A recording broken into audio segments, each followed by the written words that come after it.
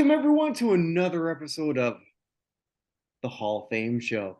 And if you're looking at this and you're thinking like, holy crap, there's three people, it's because I landed a special guest. Not just any special guest, a return guest. I'm Kirk Buchner. I operate notanhalloffame.com. Also with the guy below me. Got to point out there, everybody. No? Is that me? Yeah, it's you. Okay. You're the side of me, so I'm confused. Okay, yeah. Evan Nolan. Evan and I, we run notanhalloffame.com, the fictitious athlete Hall of Fame.com, the fictitious rock and roll Hall of Fame, and also the United States Athletic Hall of Fame. Hall of Fame. Yep. Mm-hmm. Which, if you and I do have to say, all my trepidation about making the announcements for everyone has been completely gone away after LL Cool J's stirring low budget cameo announcement of the Rock Hall. Yeah. Wait till I go there. Wait till I go there. That is the reason why it took him so long to get into the Rock Hall of Fame, and also they had to just put him in a side category after that, horrendous performance. All right, but it's not just us. We have a special guest, and I asked him to come here, and he's been a special guest before. Nick Bambach. Dude, buddy. Yes. Thank you so much. My name's Nick Bambach. I do the Rock and Retrospect podcast. I'm sorry. No, it's okay. My students get my name wrong all the time, so I'm used to it at this point. It's kind of like, like potato, patata, Bambach. Just make me like less German by how to say my actual name. I do the Rock and Retrospect podcast. I have the audiovisual repository blog. I know a little bit about the Rock Hall. That's all I'll say. A little bit. You're being very modest. I did not. You're such a special guest for me that I did not even tell Evan Nolan that you were going to be here. I feel so disappointed because it's like I feel like it's like I feel like not a nobody, but I don't think I'm that big of a for us, you are a massive guest. I do appreciate, Nick, that you also color coordinated your shirt with my wall. That was also very nice. I think it's really funny that too, quite honestly. I got to get something blue, I think. Yeah. To kind of. We are so happy to have you. I'm so happy to have you. Thank you. I didn't tell Evan, but I just knew. It's kind of funny. Like Evan and I, we've never met, but like I just wanted to like make him so happy with this get. I was very happy. Yeah, because I'm hoping that him and I were going to be like meet at the Pro Football Hall of Fame, and if we're not, I'm going to like drive and meet up with you. But either way, like driving from Winnipeg to Ohio, which I believe is one of the circles of hell. So, and also the Rock Hall of Fame's like not too far away. That is also true. True. Very, very much so. But this is a very big thing for us here at the Hall of Fame show because like this is sort of like the clearance of the Hall of Fame season, where we're looking at who finally got into the Rock and Roll Hall of Fame. And all right, let's get into it. Sure. I have a feeling we're gonna have different opinions, Kirk and I. So you can tell. You can be the judge. I think we're gonna have different opinions on some things, and then similar on some. So should we just get into like the actual inductees? Yeah. And just go like from like A to Z, 7. A to 7. I don't know. So what we got? All right, so let's look at the first inductee that I want to talk about. One person who I would have lost if everyone would have said like, what is the odds of this person getting in? And I would have said like 0. I would have been wrong, and that's Sheryl Crow. What is wrong with you? No, kidding. I did not think that she was going to get in. No, kidding. No, Cheryl was, I think, perhaps besides Willie Nelson and Missy Elliott, the biggest lock on this ballot. I Really? think Okay. I did an entire episode on my show with David Schnellwar, who's a friend and he's a journalist, and he we pointed out like how we did this episode when she did the album Threads, which was 2019. It was like a year or two removed from that.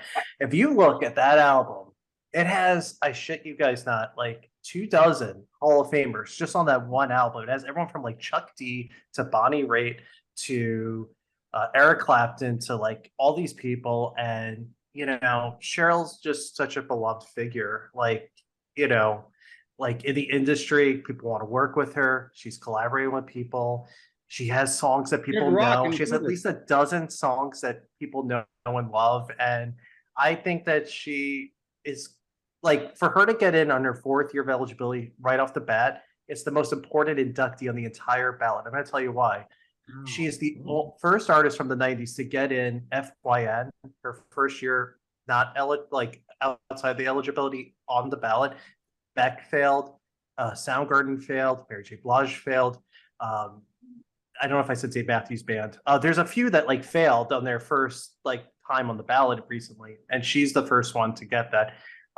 Like Pearl Jam and Tupac and Biggie, they all got in off the bat, so they don't count in this like scenario. But her nomination induction, I think, is actually the most important in this performer category, just for that reason alone, because that gives you hope for like Alanis Morissette. It gives you hope for Oasis or the Smashing Pumpkins or No Doubt or like acts that are going to come up in the next 5 years without a doubt. So I'm sorry, I'm a huge like Sheryl Crow fan. So like I'm like no, and people were so negative about her online. What I thought, because like this and Evan can tell you, like out of the ones that were nominated, I thought zero. But okay.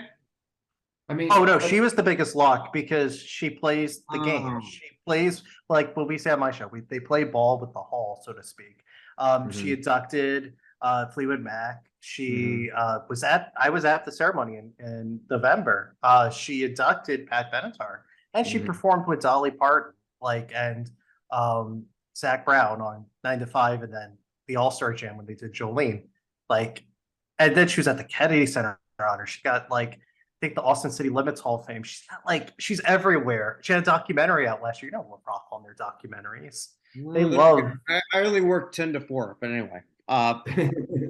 No, but I mean, that was one of the things I was thinking too. She's also the first of the Lilith Fair artists that we need to start looking at as well. I mean, Melissa Etheridge, and why can't they rename her name? Is just completely blanked out on me.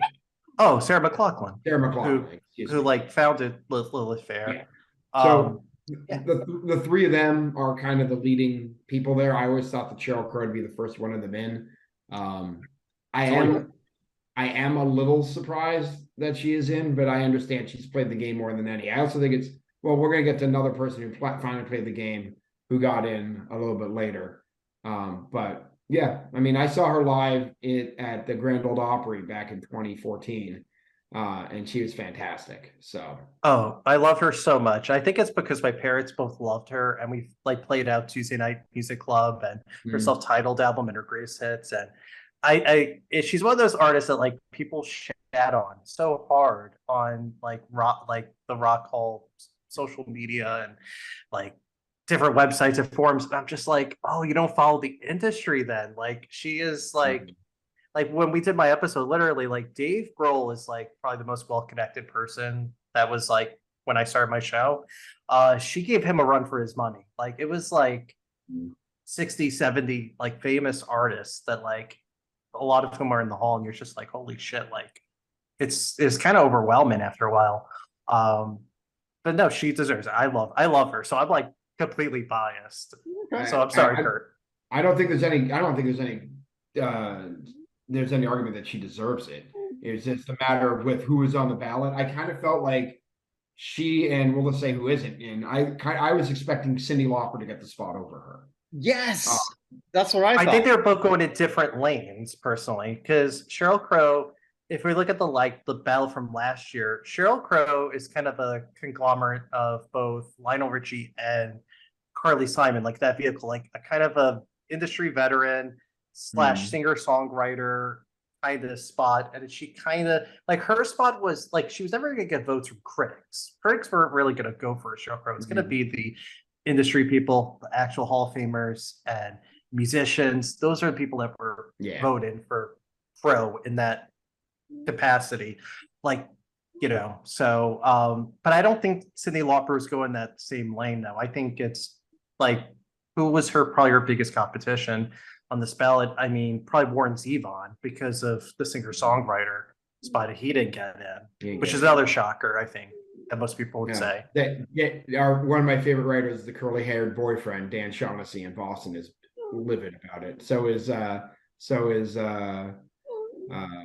Stephen Hayden is very bad. I'm trying to get him on my show because I love Stephen's work and he has written about him so much. And they're both voters, by the way. Right. He didn't. I mean, he was an excitable boy about it. No, he was very mad, and I tried to be nice and say, "Hey, please come and talk about it." All right, sorry. Winnie's decided to make an appearance here. I have a dog now too, by the way, Kirk. He's just sleeping upstairs. So, well, it's not the same as Winnie. That is true. My dog is much bigger, so he's not a lap dog. Anyway, so let's move to the second name here. Sure. I just want to say, I guess Sheryl Crow really landed with one ball voters, but anyway. No. All right. Oh, she's so amazing. I'm walking off now. No, I'm kidding. It was funny. All right. Our second one, you want to go to Missy Elliott? Well, I guess we are. Get your freak on, Evan. Work it. Yeah, but yeah, Missy Elliott. My initial take was, and I think I said this to you, Evan. This was a lock. This is one of the biggest locks that we saw.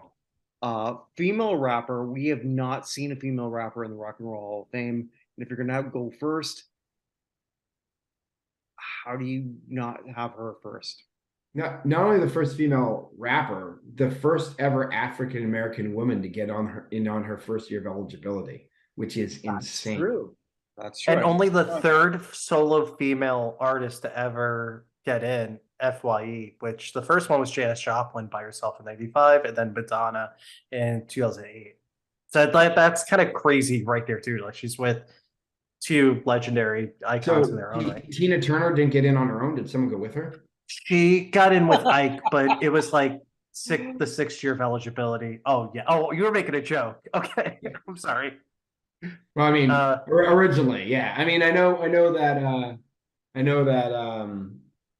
Pat Benatar was alone. Geraldo or whatever went with her. But it's just again, she was invincible. Yeah, she was. But we have Aretha Franklin, and we have Tina Turner, and we have Diana Ross, who's still never been nominated, which is insane. And Whitney Houston, Janet Jackson, Donna Summer, Patti LaBelle, my cause d'etre at this moment for the Rock Hall, has never been nominated. The biggest one that I still tell people, the people get mad about, is Cher. Cher is not in there. It's insane. Insane. I was just going with African American artists, but yeah, Cher is also insane that she's not in. Cher is good for me too. Cher responded to me on Twitter. Did you guys see that? In November. This is really quick. It's side story. So every year, when I go to the ceremony, I usually in the airport, I'll write a tweet that says the next day or the 2 days later, I'll be in the airport, I'll be like, oh, so-and-so should be in the Rock and Roll Hall of Fame. And the first year was Depeche Mode in 2019. They got in the following year. And then the next one was Tina Turner. Then she got in. Then the next one was Duran Duran, and then they got in. And then I wrote about Cher last November for 2023. It's Cher deserves it. And I'm like, there's no reason why she's not in. And I'm not even a huge Cher fan, per se. It's just, she just seems like such an obvious choice. The hits, the longevity. She's ubiquitous with just one name. Anyway, so one of my friends who I've had on my show, he like disagreed, and Cher was initially tagged in the post. Like I'm naive. I just like wrote a very nice like tweet about her, and like he kept going on and on. And after like a day or two, guess what happened? I woke up and I saw like I shit you guys not like 250 notifications because overnight I guess Cher responded. Well, she did respond at like 2 in the morning. I was like, I don't give a fuck about the Rock Hall. But and then his whole thing was is that he said wasn't innovative, and she's like, well, I changed music with Believe, like Sure. and I swear to God, guys, I had to turn off the notifications for it. I had so many times that people tried to message me and respond. It just got too overwhelming for me. And then I was just like, what the fuck? Yeah, so Cher said the F word in front of, I guess, but not to me because I just like, didn't do anything wrong. But yeah. So anyway, I'm sorry, Evan, to get to your That's point. fine. But No, this I is mean, Well, I that's don't think awesome. it's very. I told you don't think before I it's had a any sort of death argument. wish, so I was just saying, I don't think it's any sort of argument that Cher should be in. Oh yeah, it's insane. And people are like, oh, so it'd be Sunny and Cher or Cher solo. Like it's gonna be Cher solo. Like it eclipsed her time solo is eclipsed Sunny. Like she should be in twice, but like that's not gonna happen. She's like after probably Willie Nelson. Don't be shocked if they put her on the ballot and she gets in and she's the headliner next year. I don't know. I've been told that Willie Nelson is a slippery slope to Travis Tritt. So okay, well um, here we are. This is the greatest segue ever. Willie Nelson inducted. I am so happy, frankly. apparently got one of the highest vote totals ever. Yeah, Yeah, they said that at Billboard. yeah. Willie, he's an icon. He's like, even if like the average person knows jack shit about country music, they know who Willie Nelson is. Right. It's the Dolly Parton effect, right? Like everyone knows Dolly, everyone knows Willie. They're gonna get probably the most votes or up there because they're just icons of American music. And he has a legitimate claim to the Rock Hall because his music, which was, of course, like it started with like Patsy Cline. He was a songwriter for her and other artists. But anyway, like he had outlaw country, and that's indicative of rock and roll and like that style. And people were influenced by it who are inducted. So I never thought that Willie was like impossible. And I knew the second that he got on a ballot, he would get in. Here's a question for you, if you don't mind me asking here. So like when Dolly got in, I'll admit I got that wrong. I didn't even have her ranked. Should have. I should have. Where I had Willie ranked in the top 10. When Willie was nominated, what was your visceral reaction? And did you think that because Dolly got nominated or inducted the year before, that wasn't necessarily a lock? Because that's how I felt. So the story, how it goes, is Paul Schaefer, who was on the nomination committee, actually advocated for Willie Nelson 3 or 4 years ago, and then he didn't get enough votes to be on the ballot, and then they threw Dolly on the ballot last year. We all know what happened with Dolly. It's the most press the Rock Hall ever got. Like people were talking about it that don't even talk about the Rock Hall. Her trying to renege her nomination or not like to throw it out. But when she got in, like the reaction from a lot of people who follow this is, well, Willie Nelson's next. Like if you're gonna go with people who are just giants of country music that had that crossover pop moment or rock moment, he is the next logical choice. And then I think what happened was it was like a test to see if her nomination induction was a test to see if Willie could get in. And of course they were both going to get in. Like I don't think anyone like would doubt their chances. And like Evan just said, like in Billboard, John Sykes, the CEO of the Rock Hall, or the chairman said he got like one of the highest totals like in the history of the existence of the Rock Hall. Because like if you listen to the Who Cares About the Rock Hall show and they were polling people, like people who normally don't vote country music were like voted for Willie mainly because of his age and the fact they're like, well, yeah, he's like he should have been in like 20, 30 years ago.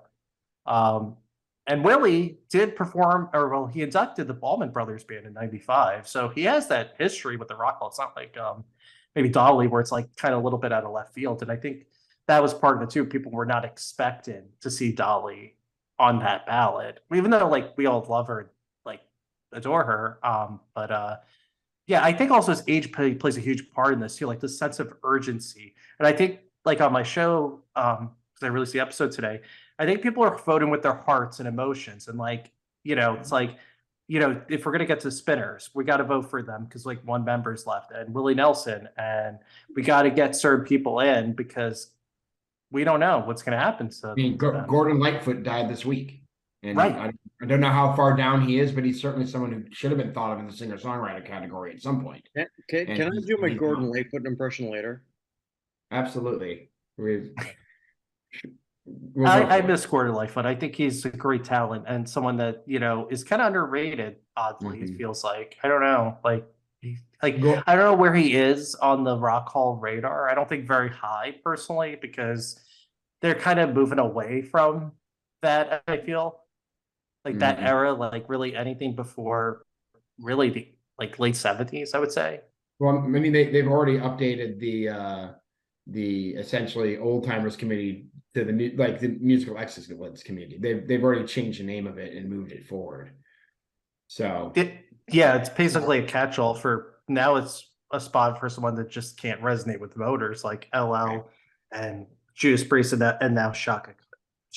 In my opinion, though, I'm okay with that because it Fury's up to space and it gets other people of that same genre or era a chance to kind of resonate with the voters. And I just want to see people enjoy it while they're still alive.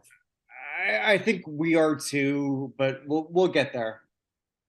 Yeah. But on Willie Nelson too, it's like he's turning 90. He just turned 90. It's like the icing on the cake at the end of the year. Well, I'm huge in Willie Nelson. Huge. And he's the headliner. I'm telling you, like they're gonna end the show with I think you're right. I think they should. They're gonna end the show with Willie Nelson playing with Sheryl Crow, is what they're gonna end the show with.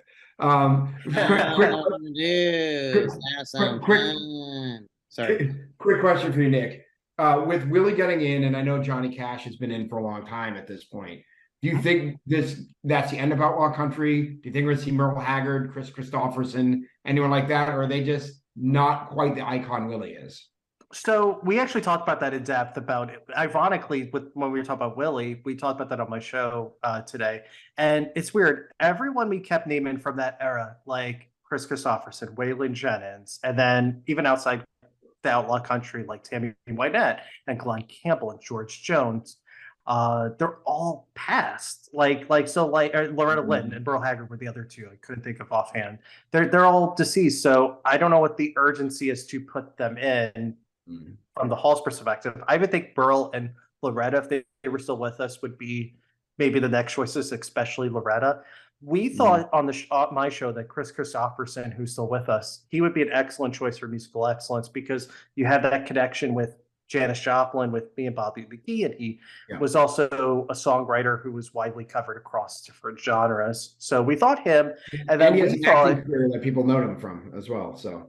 Right, with A Star is Born and many other works. But we thought two names that we don't know what the timeline is, but we thought Garth Brooks and Shania Twain would be the next logical ones. Because when we did my episode on country music in the Rock Hall with David Cantwell and Tom Lane, check it out if you haven't. It's an essential episode because it's really good. We go by the 15 or 16 people who were. Okay, so Nick, for people who want to sort of like check that out, where can they do that? Oh, Rock in Retrospect is my podcast. What's really fascinating is that our argument essentially was to be considered for the Rock Hall, if you're in the Country Music Hall of Fame, is that you have to have this pop moment, this crossover moment. And Willie and Dolly absolutely did. And Garth and Shania absolutely did too. But Garth was actually who we were leaning towards in the performers category. But what about Chris Gaines? Where does he fall? Oh, he'll be on stage, like he'll turn around and like he'll like kind of like have the suit and he'll be like his rock and roll devil moment. I don't know, but no, Garth is who we were thinking for performers, and then Chris Christopherson for musical excellence. I just want to point out that if Evan grew his hair, you could do the Chris Gaines. But I think what's really great, But I yeah, think I love you. I just to add something about Willie that I forgot on my show, but it's really important is the reason why Dolly headlined last year is because she's the great uniter. Like everyone could hate everything, but you can't hate Dolly Parton really. Like that's like hating like, you know, cute bunnies. I don't know. It's just like it's impossible to dislike her. And I feel like Willie's also the great uniter too. He's collaborated with hundreds and I got hundreds a of question. artists and I got a question here for you.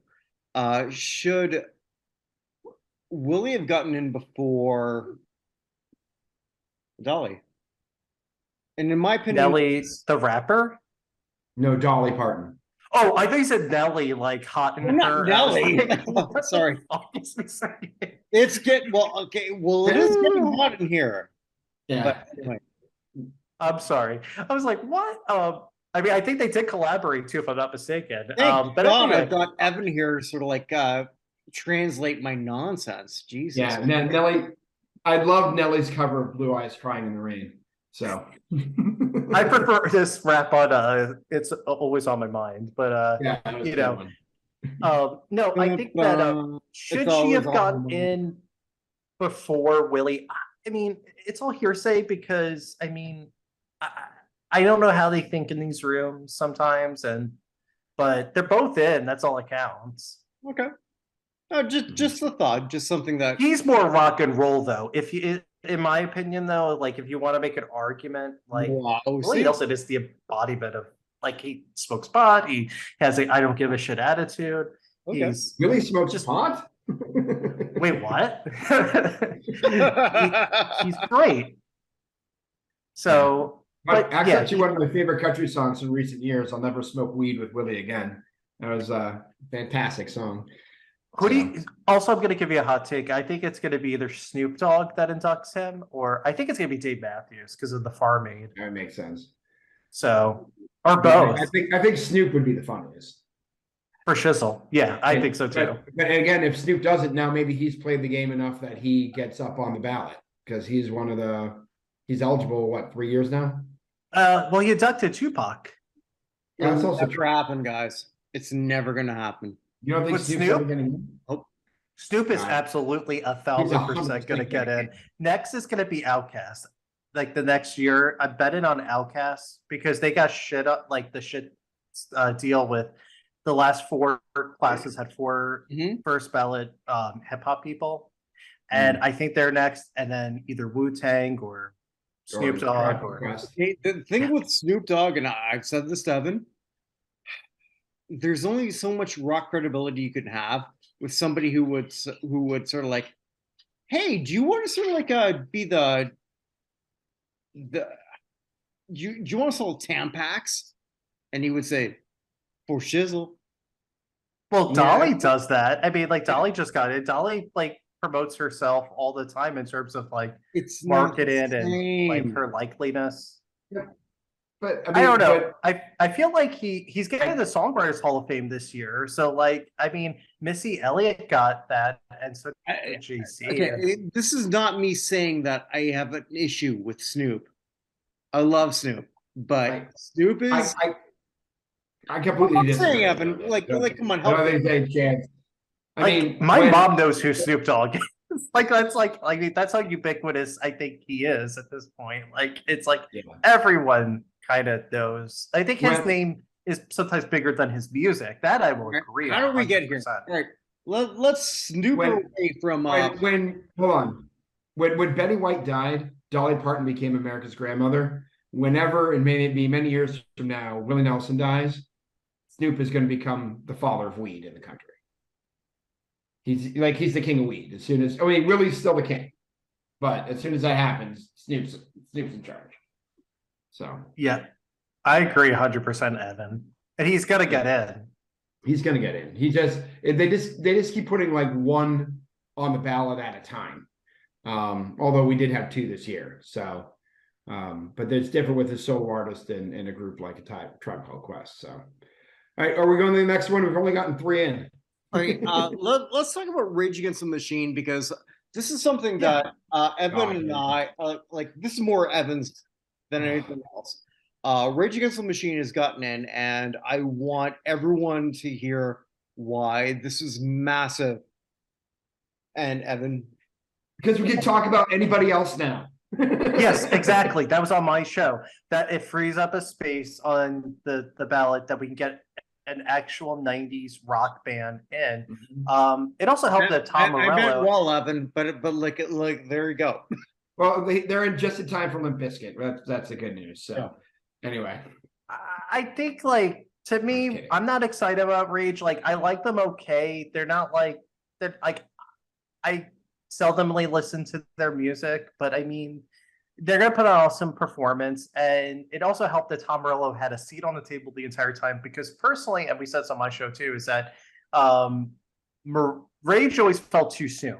You know what I mean? Like when they were with Radiohead, when they were with Foo Fighters, when they were with other like bands, it just felt weird to me. Like, but no one predicted them as far as I know, and Well, like here's the people kept saying they kept finishing in the middle of the ballot, and yeah, because we got to 7, we got to the middle of the ballot, and it just kind of feels like had we gotten 6, they're not in, and then managers were like, we got Rages next, let's just end this and get them in. Yeah, and it's weird because this is the first year I could remember that Morello commented on their nomination, really, because he said something like, "Oh, they're always the bridesmaid," and he said that right after the nominations were initially announced in February, and I took note of that because I was thinking of something. I don't think he ever commented on it really. Well, And the only time I remember him commenting was the first year they're eligible. He made sure they didn't get nominated to put Jane's Addiction up first. right, Like he was on the committee. It's like, we know, don't do this. I'm on the committee. It's the first year. I'm eligible this year. Don't do that. And they put Jane's Addiction So up. here's so the what question happened with after that, you Evan, vote, if you was don't mind. that they had a mixtape that like it was a demo. I don't know if you remember the whole story, but long story short, like they weren't sure if Rage was even eligible in 2017, and then they defaulted a year when the debut album, the self-titled one, came out in '92. Then they made it the 25 years. So yeah, but yeah, he's a huge proponent for Jane's Addiction. Maybe they get back on the ballot. They should be on a ballot. Like they're way more important, in my opinion. And like, Lollapalooza and Perry Farrell, and yes. Okay. But with Rage, I I'm feel still holding out hope for Sonic Youth here at some point, but I don't know when that's gonna happen. Okay, so this is what I want to go here. So I ask you both, because usually I do a show like part of this where elevator up, elevator down, like who's had a great show over the last week. Here's my question. With this, who is now has a better shot to get in the Hall of Fame? I mean, any of those Because of Rage Against the Machine. 90s rock bands. Okay, any of them. pick one. I think personally, I think Soundgarden oddly benefits because to me, like when I did my top 100 snubs, like revamp, I put them in the top 10. I think like 6 because like people still talk about Chris Cornell. He's like, is there one of the best vocalists? And they were so like pivotal for that grunge, and they were the first ones before Nirvana, before Pearl Jam. Yeah, I think they benefit. I think Smashing Pumpkins is going to have to come up eventually. I think Oasis has to come up. Like if Britpop is going to get in the hall in any way, It's insane. Oasis has not even sniffed the ballot at this point. oh, it's great. And the thing is, those songs, people I think don't like the Gallagher brothers, like their antics. No one does. But at the same time, those songs like we hear Wonderwall or oh, what is that other song? Champagne Supernova. Yes, Champagne Supernova. Those are like anthems. People sing them at like bars. Like I don't know. Don't Look Back in Anger is one of my favorites as well. I love Oasis. I would vote for them if they were ever on a ballot because I just think that they're very influential and they're great. I think that a name that comes up that I think is going to have to is Dave Matthews Band. They're going to have to come back at some point. I think No Doubt is going to have to come up too because I think people are underestimating the power of Gwen Stefani too. I think she could have enough to get in. Sorry.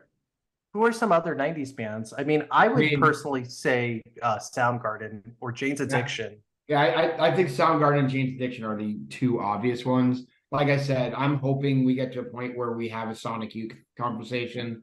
I mean, you're gonna have some other ones who they have their proponents, someone like Blink 182, who has some Weezer proponents up there. comes up before them Oh, for sure. yeah, Weezer comes up God, before I them hope too. so.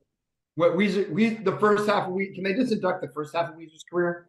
Um, uh, I don't know, because the 90s is a weird period for rock music, like mainstream rock. It's like weird, like the before and after Nirvana and grunge. So it's like there's some that absolutely I think deserve it. Then there's some where I'm just like, do we really want to get like, okay, can I say some bands that like we maybe don't want to Oh, talk? Like, please, are we gonna have like go. Hootie and the Blowfish? Are we really gonna want like the Bush? Like, you know what I mean? Like certain bands, like there's a ceiling at some point where you're like, okay, maybe let's get to like other artists. So I apologize to listeners who like Bush or uh I forgot who I just had on Booty and the Blowfish. Hootie. But Yeah. but let me ask you a question, Evan and Kurt, because this is what we were trying to figure out on our show was, do they go all in on Soundgarden next year, or do they put someone who has maybe not been on the ballot before or return to the ballot? That's what we couldn't figure out. So My opinion is yes, but Evan, please. I was gonna say my opinion is it is Soundgarden they go all in on, but am I going to be shocked if we see a? I mean, I think Jane's Addiction is probably the one, but if you want to get Soundgarden in, you don't put Jane's Addiction there. Absolutely. It's almost like here a band sort of out of left field when they first came on. Would I ever be shocked to see the Replacements show up again? Actually, no. At this point, even though they're out of left field at one time, we're never going to see the Bad Brains again.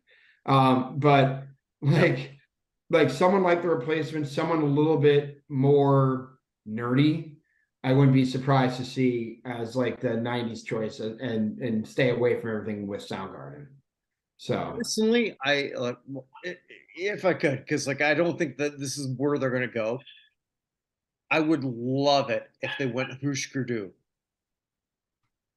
So they Personally. could pop on a ballot because Dave Personally. Grohl likes them. So like it's kind of hard. Like I think personally, I think some of them want like Devo. Like Devo's gonna come back if they're coming back to Cleveland. Devo's going to be the musical excellence at some point here. Yeah, they're gonna be back. We'll get there, but yeah. But Husker Du, I think Sonic Youth, I think. But see, the problem with indie rock, with the Rock Hall, essentially, is that it says it in the name of it. It's indie, so it's not the mainstream. So I feel like the Rock Hall is like the epitome. Just threw it out. No, you don't try to say so. It's really hard to know unless you were like an REM or you're a Pearl Jam, like alternative, like iconic bands. Like it's dicey to see who would do well on a ballot. You know what I mean? Here's a question for you. You're bringing up No Doubt. Do you think a band like Garbage, for example, ever has a shot? Yes, because they inducted Blondie, but also the fact that there's this push to get more women into the Rock Hall, and I think that Shirley Manson absolutely is. I mean, she's not at that level, I don't think, of Gwen Stefani in terms of like iconic status, but I think they could down the line. How about the Cranberries then? Would they be above? So that's a band that I've always had a love-hate relationship with because I feel like they have some songs, but like I personally don't like the music. So I'll kind of recuse myself on it a little, but I feel like they have a decent shot. I think, with the lead singer Dolores passing, it doesn't create a sense of urgency. So that's why I think someone like Warren Zevon, it took him so long partially because he passed away for so long. So there's really no sense of urgency unless they nominate you like next year, like Donna Summer and Lou Reed. They don't have to get to them right away unless they're like, an FYE, Biggie, Tupac, like no brainer as soon as they're eligible type. So actually, I know Warren Zevon going to get into something, but that was actually the reason I was surprised with Zevon this year and not Phil Collins, who is very, very. Yes. I mean, I was shocked. My guess was that was going to be Phil Collins in that spot, just because I guess he's looking better now, but he was on stage, I don't know, in September and just looked like emaciated. He looked awful. Yeah, he was on a chair. He couldn't Yeah, like all he sunk couldn't in face. Like, he oh, couldn't really hold the microphone. I don't think. I think correct. like it was literally it was such a sad sight to see. And when you think about the '80s for a second too, you think of Phil Collins, right? So to Yeah. be a Hall of Famer, and this is partly what I would love to hear your guys' thoughts. What we often talk about on mine is like I think a Hall of Famer should not be explained. Like you know it when you see it. Like if you have to explain who Kraftwerk is or Chic or who is someone on this ballot, like a Tribe Called Quest, they're not going to get in because like a lot of times people are like it's democracy, Evan and Kurt. Yeah. There's the voters are stupid sometimes, but you know, it's just you know so. But yeah, I don't know. I think that garbage has a decent shot. I think no doubt is going to come up. She's coming up too often at these ceremonies, and she's inducted people. And I thought she was going to induct Cyndi Lauper. Then that's how no doubt was going to get into the Okay, okay. conversation. So let's go here. You talk about Cyndi Lauper. I would have thought Cyndi Lauper was going to get in, but Kate Bush did. Yeah, Uh, Thank you, Stranger Things. yeah. well, okay, well, no, but that's a very good point. So did Kate Bush get in because of that TV show? And I think if you were to say yes, I wouldn't disagree. I feel like we've heard before, and correct me if I'm wrong on this, Nick. We've heard from voters before who are like, I love Kate Bush and I would vote for her, but I don't think she has any shot. Absolutely. Like, that has happened multiple times before. And I mean, a song from 40 years ago hitting #1 again, or for the first time. Yeah, for the first time. And Yeah. for the first time. And honestly, how contemporary it sounds when you listen to a whole bunch of other stuff. I thought if she didn't get in this year, she wasn't getting in. Like this. So This is I her. thought if she didn't get in as a performer, they were going to shoehorn her into musical excellence because Ellen Light was on a friend of mine's show, Tony. It's like Jam Nation is that's the name of his podcast. Alan Light, who's on the committee for many years, he said pretty much like it's a now or never moment for her. Like if she's gonna get in with the voters, like performers, it's now, and if not, you got to figure something out. Something's got to give, sorta. And I always heard from the rumor mill that she always scored the lowest amounts with voters in the past, like when she was on ballots. And I don't know because I don't have the exact totals in front of me, but like that was what I've always None of us heard. ever know because there are no Well, exact totals. yeah, that's the big problem, right? We have no clue. But I think the fact that see to me, and I wrote this on my blog, like when I did predictions, I kind of wrote her off because I was like, are we really betting on one song in a very popular TV show to help get someone in the Rock Hall? Because at least NWA, they had that biopic, right? They had something that they were doing. Kate Bush, I love her to death. Like we did an episode on her for my show. She is maybe my favorite artist in this entire ballot just because she's such a singular, beautiful artist, like just incredible. But it's like, did voters just wake up like, you know, Yes. from a deep sleep and just be like, Yes. oh, Kate Bush now? It's like, what? Like, how does that make sense? I mean, you don't have many art pop artists in the hall at all. You talk about No. indie and having to explain it. I just think maybe Stranger Things explained Kate Bush to people is what it came up with. She's very UK centric. That's what we were trying to kind of talk about before because we were trying to like figure out like what was it? There had to be something else that like you don't just have this oh, I can't think of the character's name, the Irvin Washington, like where you just wake up from a deep sleep and just be like, Rip Van oh, Winkle. yes, Rip Van Winkle. I'm like, it's super famous, and I'm like having a blank It's Washington Irving. But yes, this is where we are though, right? Like we have, I don't know about this. She's always been there. She's always love been her. there. This is what Evan, you know this better than I. Third time on the Third ballot. time, yeah. Third time about. All right, so third time on the ballot. Oh, no, And- it's her fourth time about. My bad. That's correct. Okay, all right. So fourth time on the ballot, and here she is. What was different? Well, the people who voted weren't much different. So here we are. So I'm gonna counter that for a second because there's something that I've noticed with her on the Yeah, fan please. vote. She's the only artist that I think I could think of with multiple nominations like this that has increased every year on the fan vote. She was number 7 this year. So she was doing really well. I mean, I think she was like 8 or 9 last year, maybe 10 the year before, and like 2018 was a shit show.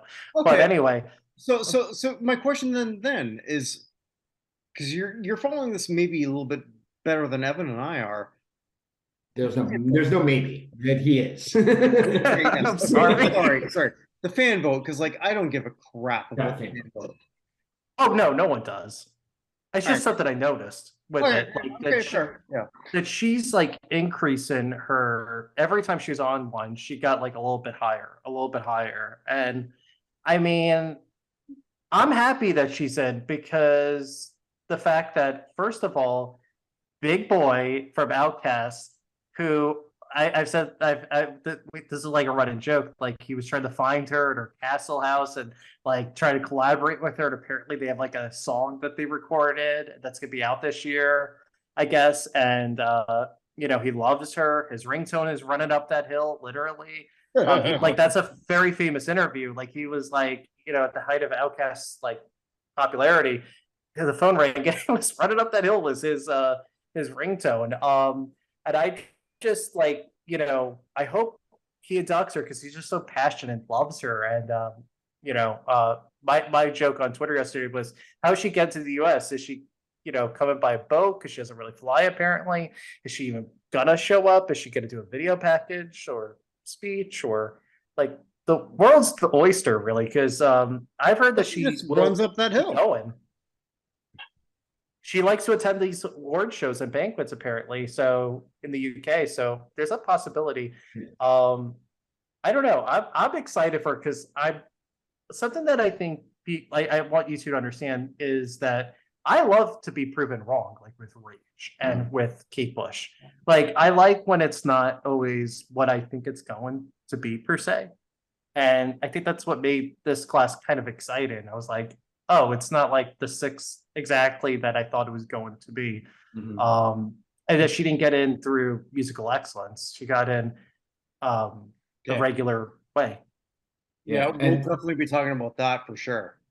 I do have to say too that you're thinking about Big Boy, and that one thing I have learned from this whole process is that you are shocked what artist is influenced by what artist. It's still it's still like Questlove got on the thing and he's like, we got to get Hall & Oates in. And you're just like, Questlove, Hall & Oates? It didn't make sense to me. Or freaking Joey Ramone is on his deathbed and calling Jan Wenner and like, dude, you got to get Cat Stevens in the Rock Hall. Like, what is going on with this? But yeah, Big Boy and Kate Bush, it's amazing. It's absolutely amazing. And like, I love when male artists compliment female artists. It has nothing to do with gender. It's about the artistry. And it's just, it's so infectious. And like, I just want him to just be on the same stage as her. I want to be in this because I'm planning to go to this because I went to the last few. I just like, I want to be in the same room as Kate Bush. And yeah, I'm kind of excited, quite honestly, for it. Like everything that's happened. And she released a statement yesterday because I put that and I found it on her website that she congratulated her fans and she was shocked by it. And yeah, she wrote it from her castle. No, I'm kidding. That's where she apparently lives in like a castle. Like I just yes, she's everything. So, but I'm happy she's in now. Let me ask, do you think that someone that I've heard through the rumor mill is that Tori Amos is probably going to be on the ballot next year because you couldn't really get to I did an episode with Liz Lentini, who was the head of Spin, like Spin online, and she wrote a piece about why Tori needed to be in. And when we talked, we were sort of like, can she be in before Kate? And we were like, no, like it has to be.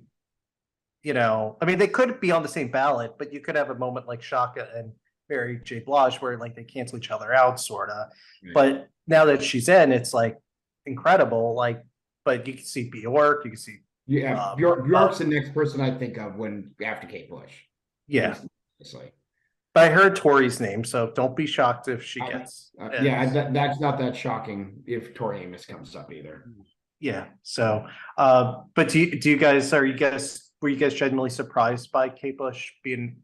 I was No, I wasn't. I was half surprised. Go ahead, Kirk. No, I was just saying I wasn't really. Uh, this was the year if it was going to happen. Mm-hmm. Is the way I felt. Yeah. I was half surprised just because I'd also heard she'd done badly on so many ballots. But like, if this was the year, if she didn't get in this year, I would have been surprised if she showed up on the ballot again. I think the musical excellence thing would have been the path for her at that point. Yeah, which Absolutely. we can look at that after. But should we go to? He talked about the fan vote. Should we go to the person who rocked the fan vote this time? Yeah, George Michael. Yeah, that's George Michael, number who I one. wanted to go next to. Well, segue, man, because like. Thank you. I've been holding on to it for like 5 minutes, so. We had a little bit of faith. You know, considering we've never met, Thank you. we're really pushing this great. George Michael is somebody. George Michael is somebody who I am huge on, and he's gotten in winner of the fan vote, and I think that he should have been considered before. I'll leave it to you guys. What are your thoughts, Evan? I'm just looking forward to Fred Durst inducting him. No, no, I'm not surprised. I'm surprised it took him this long. Once he was on the ballot, like, is there anyone who doesn't think that George Michael is one of the greatest, like, musical geniuses, singers, performers? Andrew Ridgeley. All right, fine, Andrew Ridgeley, but like you name it, and he's I joke that Andrew Ridgeley is actually my hero, but anyway, but go on. The other guy from Wham. So yes, because like the Art Garfunkel of Wham, John Oates. Yes, but anyway, go on. No, but once he was there, I think I was more surprised when Mary J. Blige came up last year, but just because of her icon status within the gay community, that she wasn't in. But George Michael, I didn't think there was any chance. I know he's a little controversial. Okay. Can I ask this to the two of you here? When you say gay community, because like I had the same conversation at the bar that I was just at, and somebody said like, well, of course he's in because he's an icon of the gay community. Is he an icon of the gay community, or is he an icon who just happens to be gay? I mean, for me personally, with George Michael, like I just think he's a talented artist. Like I think he's a great songwriter. He's a great vocalist. I think I don't know how much his identity played part. I think it was later in his career after the whole scandal that kind of derailed it. But I feel that what I love about his induction is that it kind of allows us to reassess his career and say like, yeah, he is one of the best like pop stars of the last like 2 decades of the 20th century. Like, yes, he was innovative. Yes, he was for human rights, not even just LGBT. That's true. Rights or AIDS activism, just like human rights. Like he was a kind-hearted person. Like there's stories about him just helping people out with like who were getting evicted from their houses or that had to pay bills for doctor's visits that couldn't afford it. And also the fact that he was a proponent of artists' rights and like getting the like artists like the credit and the money that they deserve for their hard work. I don't know how to answer that about like where his status is in the LGBT community, because I feel that neither can I, because like I never thought of him as an icon in that field, just someone who happened to be that. But I think it's complicated because I think with him, especially like in the 80s, like when he was with Wham and even like Faith, he was bisexual, I think, from the rumor, or like not rumors, but like I guess from what I've heard, but also like he was also like had girlfriends and like I mean the I Want Your Sex videos like I think with his girlfriend at the time, if I'm not mistaken. But Everything had yeah, changed by the Too Hot video, though. And if you ever saw that video for Too Hot, that was ooh, yeah. so But I think he's like I think the beautiful thing about this thing is that it allows us to kind of say like, yeah, he was marginalized, but now we can kind of look at him as like one of the best artists of all time. Because to me, a rock and roll Hall of Fame or any Hall of Fame should be like who's the best of the best, and like who's like on your all-star team essentially. If you had to make a playlist or I don't know, like a battle of the band, so to speak. here, Um, I was say, here's my question. With him getting in, who do you think is the biggest beneficiary of this? Because of I have an artist that has nothing to do with the gay community who I think is the of biggest beneficiary. George Michael. So he is the biggest 80s icon. It's like probably the last, and I'm just gonna kind of go through it. I think I know who you're getting Ajugugu? to. Yes, Um, Bananarama. That's what I was actually thinking. No. Okay. Oh. I think it's Mariah Carey's the next one Ooh, because interesting. like I think what's happening is I thought Cyndi Lauper was gonna get in. But I mean they could stay in the 80s, but I think that they're gonna have to get to Mariah at some point. It's absurd that she's not in. Yeah, so mine was actually going the other direction a little bit. I think the biggest beneficiary of this is Billy Idol. He was Um, so I predicted, if you remember, and people thought it was yeah, like insane. They were yeah. like, "What?" Like Billy Idol to me is sort of the last one of those guys from the 80s. And he had a new album that came out, what, 2, 3 years ago, that was at least being played all over the radio here. Bitter Taste is a fantastic song off that album. That was got heavy radio play here, at least in Chicago. And I just feel like with George Michael out of the way, it just completely clears a path for Billy Idol if they decide to go that way. I think what's fascinating about Billy Idol is that people forget how huge he was, and I think people Mhm. underestimate just how well connected he is in the industry. He has a show on Sirius XM, which is Okay. really helpful for this whole thing, because he interviews people and they all know him. Like Miley Cyrus had collaborated, I think, apparently um, on stage a few times, and she sang one of his songs or covered one of his songs.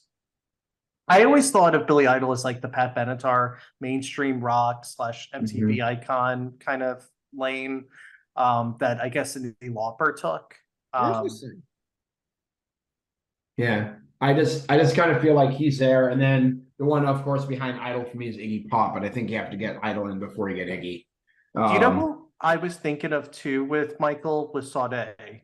Like, yeah. like someone who's like a huge because I think what's fascinating about George Michael is that he wasn't just pop, he was also R&B. He had rock and he had like Mhm. this like eclecticness that really lent himself to get it in on the first try.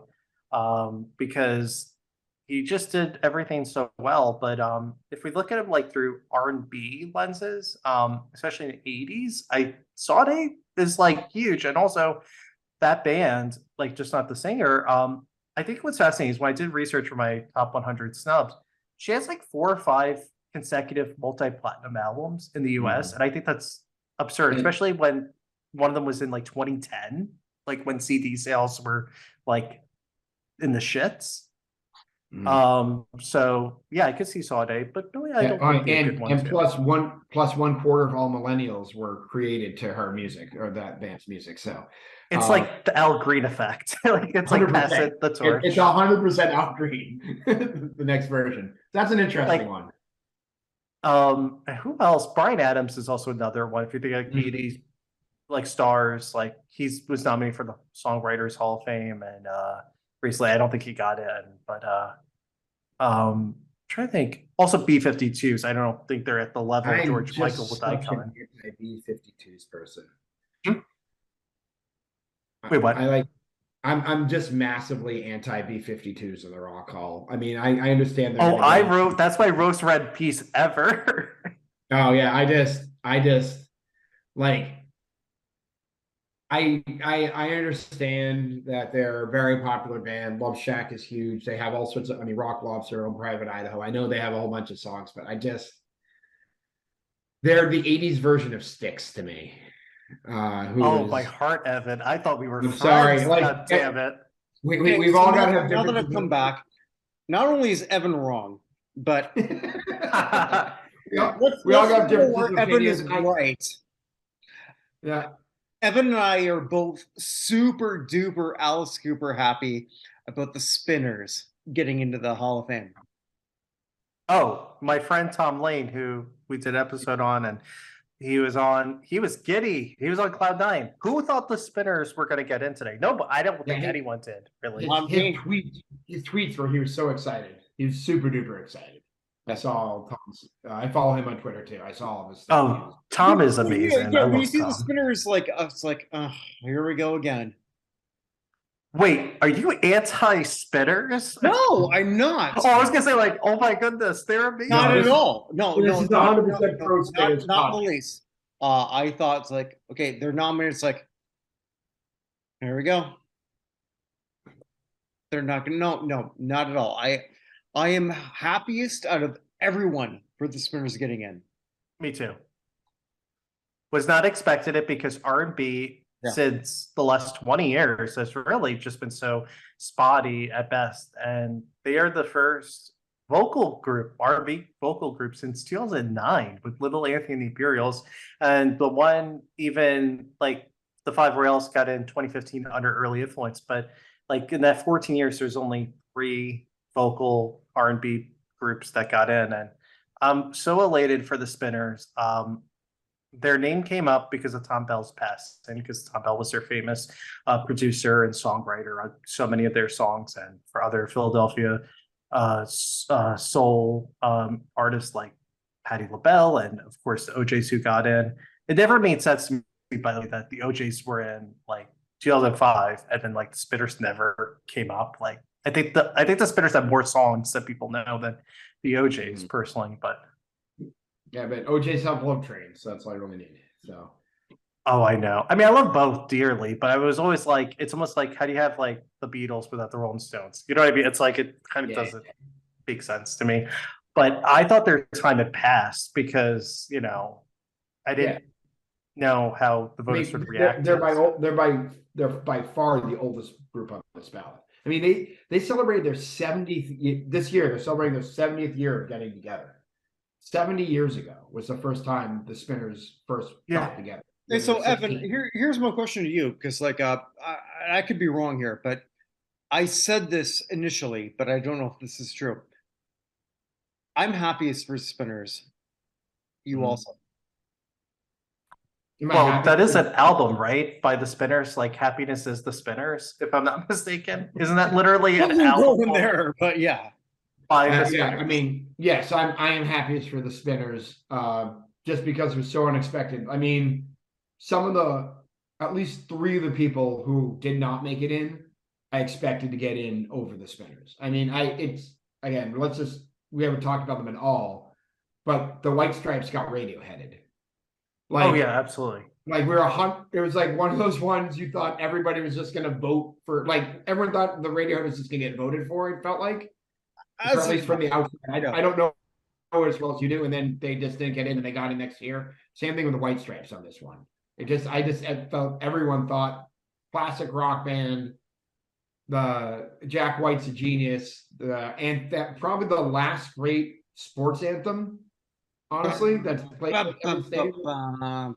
Seven Nation Army, and I just expect them to get in, particularly over the Spinners, and they didn't, which is strange. And no offense to Jack White, and he's gonna have lots of chances to get in here. But yeah, it's great that the Spinners are gonna have a chance. And Henry Farnsborough is still touring with, and he's turning 85 next week. Like, God bless him. Like, he's retiring from the road, and I'm just so excited because the reason why I'm happy is for the Spinners is Henry is gonna, hopefully, fingers crossed, be at the induction in November, and he gets to see their induction. It's sad that the other original members couldn't, but I'm always the biggest proponent of put people in while they can enjoy it.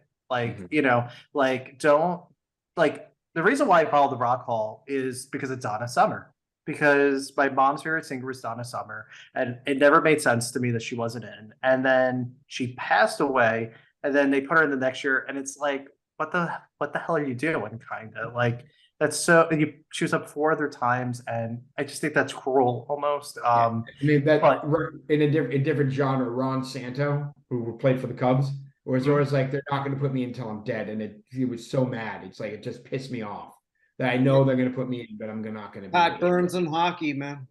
I mean, it this is not we've seen this before. Yeah, I'm so excited for the Spinners just because of that, and also the fact that we're getting R&B, like traditional R&B, in the class that really hasn't really been much of a thing. I would say, I mean, of course, like Lionel and like um, like Janet Jackson, and there's other artists, but I'm thinking like a '70s era one. I think what makes me excited too is we could get to like Cool and the Gang, we get to the Pointer Sisters, we Ooh. could have War, we could the have Commodores. Patti LaBelle. Okay. All right. So Yeah, I let's mean go here. Let's the go here. Commodores not being in before Lionel Richie's always been weird to me too. Okay. Um, All right. So the Spinners, if I can ask you both, uh, that hoops, that helps. Blah, blah, blah. That helps who the most? I Cool and the hope Patty. Gang. Yeah, it Cool and the helps Cool Gang. the most, but I hope Patty LaBelle too. I hope the Pointer Sisters, because I'm like, I think like the biggest Pointer Sisters fan that I think some people know. I think it helps one of two people. I think it helps either War, because War were continuously on the ballots. They had those weird every 3 year Yeah, intervals. It was '09, it was 12, and it was 15. But Cool and the Gang, they keep getting mentioned, and they keep getting like, they keep coming up more and more each and year. their members keep dying. In the last 3 years, we've lost what, four of them, right? Three of them, four of them. Oh yeah, it's so sad. It's like those guys should have been in like the Spinners like at least Yeah. 2 decades ago. You really think Speaking of this helps speaking War, of though? stadium anthems, let's get speaking of stadium anthems. You want a group that does stadium anthems? Cool in the Gang. I want to go Oh, back to War though. Why would this help War so much? War, because War is kind of like it's their '70s R&B. Like they have Yeah. songs that you would definitely consider R&B, but then they also have like a rock component with them. And really, what helps War is that they're an interracial Yeah, band. they're Like they one of have. the first fully interracial Colors of Benetton type bands. And if they really want a reason, is you get Eric Burden, who would be a two-time inductee because he would be on because of the first album or two and had the hit "Spill the Wine." But also, they have songs people still know, like "Why Can't We Still Be Friends" and "Lowrider" and "Cisco Kid" and "Summer," and like they have songs that people No. still know. I don't know if it helps them per se. I'm gonna guess Cool and the Gang or um, Patty LaBelle. I don't think they're going to. Well, maybe Patty will get musical excellence. I don't know. I think she's big enough for the performance category. Okay. All right. So have we covered everyone who was inducted, or should we just go into the? Well, but just a quick question: who is your biggest surprise not to get it? Cyndi Lauper. Yeah, I think it's Lauper and the White Stripes right behind him. For me. Zevon is shocking because Zevon was always mentioned as such a huge snub for the Rockall. Like every 100 snubs list or top snubs, they always had Warren Zevon. And Billy Joel wrote a letter for him and also for Cyndi Lauper. And I think Lauper, though, is the more shocking one because Eurythmics apparently got the most votes last year. Mhm. And she was occupying a similar lane to them. Um, and Plus, also like she's so well rewarded, like Songwriters Hall of Fame, National Recording Registry, and one short of an EGOT. Like those are Yeah. very hard things to accomplish, and MTV icon. I don't know. I mean, Kinky Boots was a big deal too. If we were to go by like what we saw on Twitter, which again, as Evan will tell me, is not real life, and he's right. Uh, Iron Maiden was a massive snub, but if you were paying attention, like they had no shot. That's the least surprising one not to get in. Exactly. Like they were number 14 of 14 if you had me listed. Not because I don't appreciate Iron Maiden, just because of the history of voting. Like Right. But they had to sneak Judas Priest.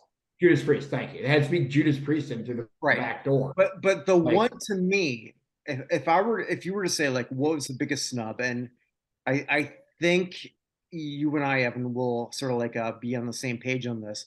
We're not always on the same page on everything. You should be on the same page with me because I'm awesome, but you're not always.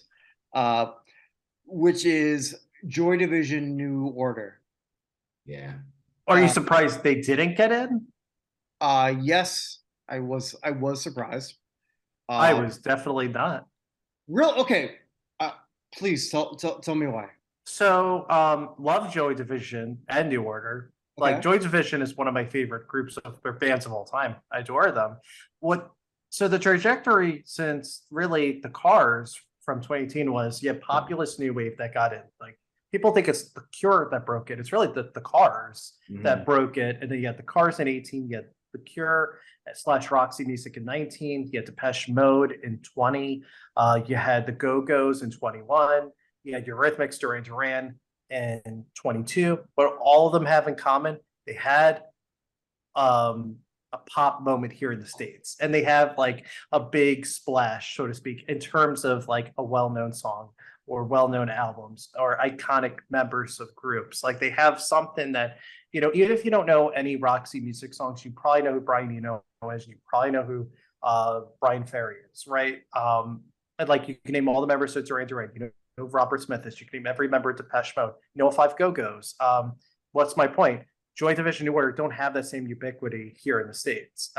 They have some really famous songs like Love Will Tear Us Apart and Bizarre Love Triangle and Blue Monday. Sure, I'll give you that. But in terms of making it on their first try, if the Cure and Depeche Mode, it took multiple times, it's going to take them just as many times because they just don't have that same impact that they have with this voting body. And I've never really heard too many Hall of Famers cover them, praise them. You know what I mean? Like, yeah. I feel like I hear Hall of Famers cover The Cure and talk about Depeche Mode. And I don't know. I just don't think they have that same populist appeal that those other acts that I mentioned had. But so Bush doesn't have any of that either. Depeche Mode? No, Kate Bush. Kate Bush got it because she also collaborated with Peter Gabriel, and she's also US-centric, so it's a tough one to kind of say like why she got in and the others didn't. I think it's also the fact that Kate Bush had a moment, and you know it was striking gold. Like I've never heard of a song in a movie or a TV show propel someone into the Rock Hall when they were nominated a few times. Like it's kind of funny, right? In a weird way. Okay, so like, are we saying that if Kate Bush didn't have a renaissance on Stranger Things, this doesn't happen? Yes. I don't think it does. I don't think it does either. Okay. So Stranger Things, Blue Monday for next year. So Blue Monday's got to be in like what is a very uber famous TV show right now? Like it's got to be in like Succession. I'm kidding. I'm just trying to be like funny. Yeah. Like just so that everyone like watches, I guess. Yeah. So as someone who New Order is one of my biggest snubs for me personally, I was not expecting them to get in very much for the same reason you said, and I thought this was a weird ballot for them. Yeah. Here's my prediction: they're not back next year on the ballot. I think the Smiths are back on the ballot next year. No, you know who's got to be on the ballot is In Excess. Oh well, fine. I'm okay with that. I think it's going to be them because Morrissey, I've heard that like they just don't want anything to do with him because they don't want to give him an open mic. They don't want, you know, but I don't think that takes away. They're my number 2 biggest snub, but I think there's Morrissey's still something. Your number 2 biggest snub? The Smiths are number 2 on my. Oh, okay, the Smiths. Okay, I thought you said Morrissey. Sorry, my bad. Oh yeah, no, I like his solo stuff is fine. It's actually I think kind of worthy, but. Like the Smiths aren't in yet. There's no chance in hell. No, my bad. Okay, sorry. Go on. But I think Joy Division New Order, like to go back to them, the way that they grouped it is how I had it on my top 100 subs. I had them at number 9 on my original list. And I got so much shit. They're like, why would you put the two bands together? And it's like, well, it's a continuation of the same thing. Like it's the same members. One passed away, they added a member. They're probably going to go in that same direction no matter what, because they were kind of in that post-punk and then kind of embraced like synthesizers and new wave and whatever. But Nick, like I told you, I think before you got on, wait till you get the death threats. Oh, I get some crazies on my stuff too. Not that level, but I think it's a weird like Small Faces, Parliament Funkadelic. Like it's like a BOGO free special. It's almost like if you go for lunch, you're like, I'll have this / that. Like I don't know. It's just like it was kind of funny, but no, it's gonna take. Well, let me ask Evan, because you're a fan of them. How many nominations do you think it's gonna take for them to get in, if they 4. do get in? 4. 4 or 5 at least. I'd say 4. It's going to take some time for them to get there. By the way, I'm perfectly fine with INXS, who's way on my list. If I don't have lists like you. I have lots of lists. I don't have a list of my biggest snubs like you guys do. But INXS would 100% be my top 10. I mean, like you guys. And Bonnie Raitt. Bonnie Raitt has a very this famous cover of Need You Tonight. So, and Bonnie Raitt is in. So. Oh, Bonnie Raitt got in 2000. I know, but her cover of Need You Tonight is fantastic. I introduced that to a group of friends, and they didn't know that, and they were floored because it sounded amazing. It's fantastic. It's like it's not quite Johnny Cash taking her over, but it's so different and so Bonnie Raitt and so cool. But yeah, INXS is it's insane to me. It's insane that there's only one band from Australia in the Rock Hall. AC/DC. It's AC/DC. That's it. I didn't think about that too. Yeah. So no, I was thinking like, of course they're in, and then Kylie aren't the Bee Gees technically born in Australia? I mean, they're of course UK based, but like on a technicality. But no, you're right. Yeah, I don't know where the Gibb brothers are born, but like in terms of where they're coming from, I mean, Men at Work's never getting there, and Kylie Minogue's probably never getting there either. Okay, so let's go from the man down under. Who have we not talked about on this ballot? The other folks. Oh no, you mean people who haven't gotten in? I think we've covered them all. I feel like there's someone else that we didn't cover. We did Iron Maiden, Joy Division, and New Order, Cyndi Lauper, Soundgarden. We did. White Did we talk about? We have not talked about the White Stripes. A Tribe Called Quest too. We didn't talk about. If I can just there's nothing to say really quickly about the White Stripes and whatnot. Hey, fuck off, guys! Like, just if we're gonna do this whole thing where we know when, how do I put this? Every year we know who's going to be eligible. Don't do this. Oh, the switching up that they did this year? Yeah, I mean, like, I get the whole COVID shit, but come on, man. Well, I mean, they just did a thing because they were nominated and change year and everything. I mean, it was a little bit of a slap in the face to Lauryn Hill and Coldplay. To be honest. Well, they could say why they didn't even do that. Yeah, and no one predicted them because no one knew that they were eligible.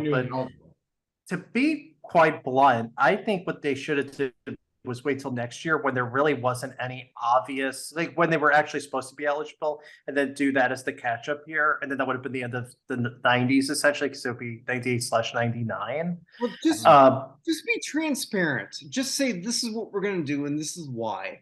If we're transparent, it wouldn't be the Rock Hall. I know that's not their thing, Kurt. That they don't tell us jack shit. I know, Kurt, but we joked about it before, but legitimately, that announcement by LL Cool J, like in a public park somewhere, on his cell phone, was embarrassing. It was a disaster. Not because it was LL, not because the way LL did it, but like, or the way he said it, but like just the low res, like Blair Witch Project camera work that went along with that was like, if you're going to have yourself taken seriously, you want LOL to do it, have him do it at the Rock Hall, have it do it at some place that matters to music. Or Like, a press just- conference. Make a press Or conference press- like they did for Flea Oh. when he did the one a decade ago. You know what I mean? Like there's ways to do it. Yeah, but that wasn't it. I mean, it literally looked like a low grade cameo. I think also too because like Evan and I, like we just do all the whole halls, right? So how do I put this delicately? I can't. I can't put it delicately because they were so incompetent. The Baseball Hall of Fame that we can shit on day after day after day, at least does it on their own network. The Football Hall of Fame does it on like what is it? The whole ceremony. The honors. But one of my favorite parts of that is the knock, where they're now there's, as opposed to sending the head Right. of the organization, they're sending actual Hall of Famers who mean something to these people. Right. Right. Okay. So the Basketball Hall of Fame that they, as much as I can shit on that all day, at least we know when they're going to do it. It's going to be in the Final Four. Right. Okay, so here's the Rock and Roll Hall of Fame that knows how. Here's the pizzazz. It's fucking a 60-year-old guy who nobody knows anymore. Just say like, "Bah, bah, bah, bah, bah, bah, bah, bah, bah." Like fuck, you're doing it at 6 in the morning. Are you fucking stupid? Yeah, I was If you're gonna do this at 6 in the morning, okay, do this with Michael Strahan and Good Morning, whatever the fuck that he does. I Good know. Morning, whatever the fuck is an interesting title for a show. Yeah, but you know what I'm saying, right? At least if you're gonna do it, then do it there. Are you fucking incompetent? You are the Rock and Roll Hall of Fame. You are the Rock and Roll Hall of Fame that knows how to do this with pizzazz, with fucking power, and you do nothing. Sorry. See, I think you got to take a step back, Kurt, and say that something that was a problem yesterday was usually the announcement is on Sirius XM and it was on Volume, but Volume's really not much of a channel anymore because it's on demand and it's all reshuffling thing. And they also have a Rock and Roll Hall of Fame radio station where they announced the nominees last year, if you guys remember, or I'm sorry, last February. I do. And like they had nothing about it. Like we all know because we follow this, it's at 8 a.m. on the day that they say. Now, where it's coming from, nobody friggin' knew. And then you find out like a half hour before, oh, it's gonna be on Apple Music and it's on like this random station that no one heard of, which is like kind of messed up because they're so like, oh, tune in at this time to hear the announcement. So I just went on their website at 8 a.m. to read it. That's exactly what I did too. I went on the website. It wasn't easy to find on the website either, honestly. I just kept refreshing until it's 8:01 or 8:02, and Yeah. then I saw it. Here's my question: Lame why as do they do it at 8 o'clock in the morning? Why do they do it at 8 o'clock in the morning every year? I think they do it because it's like starting your day, so to speak. I think Okay. that's Oh Is yeah, anyone gonna be because that's upset how if it's at rockers noon? usually do it. Yeah. I joked around and said that I thought it's the most rock and roll thing they've done in a long time. Just like not tell anyone. Maybe there's an announcement. Maybe there's not an announcement. Maybe it's at like 5 o'clock or 2 Or they're o'clock. incompetent. I know. I think it was incompetent. bad PR. It was really bad PR and bad communication all around. And That they're whole better than this.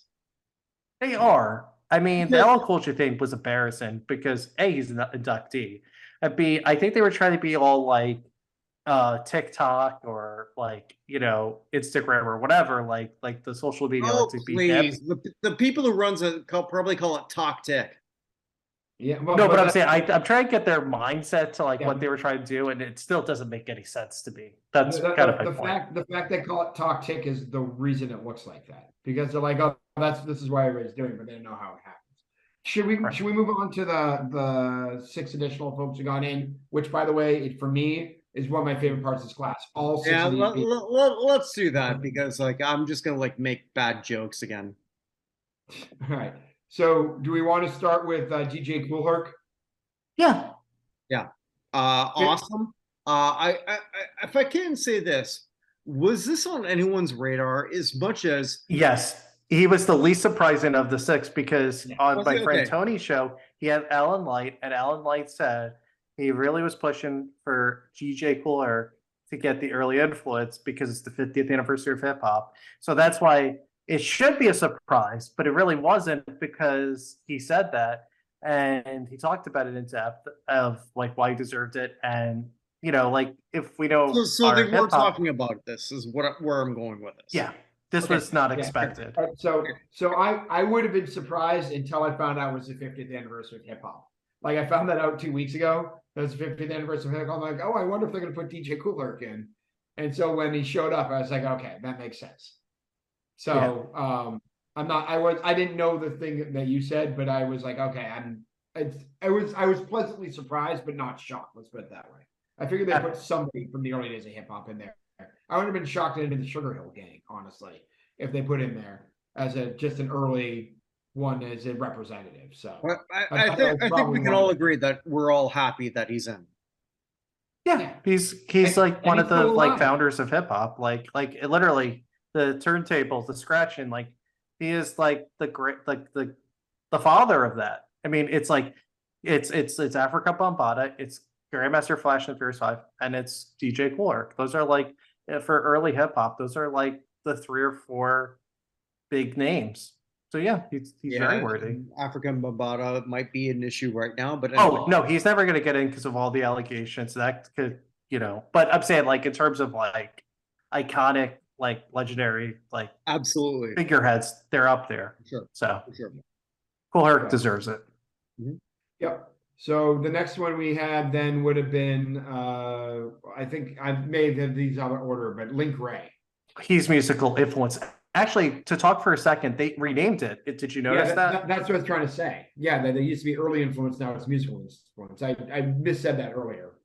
Because they changed it because, well, this goes back really to 2009 with Wanda Jackson, where she got in and she's technically 50s, and then they're like, oh, early, it's supposed to be pre rock and roll. Then you had Freddie Jackson, who's like a bluesman from like the late 50s, early 60s, and then you have Kraftwerk, and you're like, this category's been reimagined so much, you might as well just rename it. And I'm glad that they did, because you get to Link Ray, so deserving. He was actually besides the Spinners, my favorite person to get in, because the singles category was horseshit. It was insulting. And I think that they could have made it work really well, but they went around it so piss poor.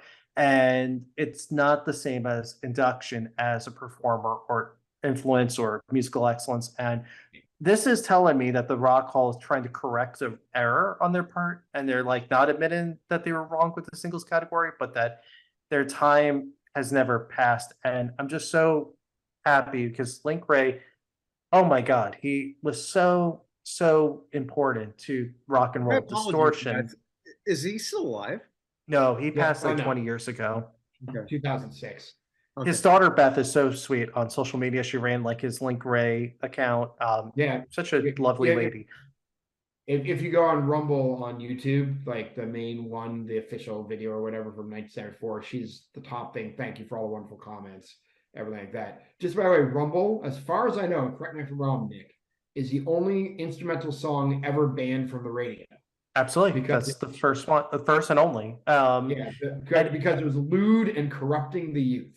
1958 America, everybody. Also happened to be done by a guy who was, Native American, but that I'm sure had nothing to do with it. That had everything to do with it. Also, we also are forgetting or we got to bring up like he was influential to like Pete Townsend and Jimmy Page and Jeff Beck, like all-time great guitarists, quote unquote.